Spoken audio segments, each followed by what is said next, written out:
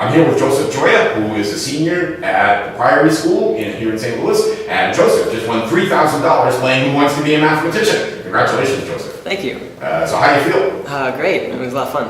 It was a lot of fun, so you enjoyed playing the game? Yeah. A bit stressful, but... A little was the bonus question, which was worth $2,000, a little stressful? Yeah, I felt like I had it figured out at about 30 seconds left, but I wasn't quite sure.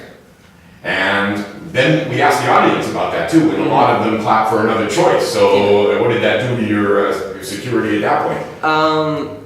I still thought I was right, but I wasn't quite sure.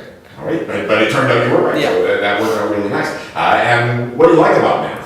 I really like its connection with logic, so I was kind of lucky that last question was a logic question. Yes, you were. And I don't know, I just generally find it's really interesting to pursue it. Mm-hmm. And so have you already figured out where you're going to college? I'm applying to a bunch of places this November 1st, and I'm going to go into computer science. So.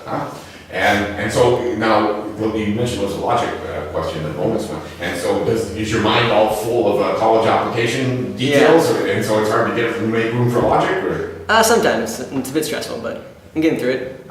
And so is there anybody you'd like to mention, or anyone you want to thank? You don't have to. I want to thank my parents, and I want to thank Dr. Calhoun for teaching me last year, and Father Linus, my current teacher in mathematics.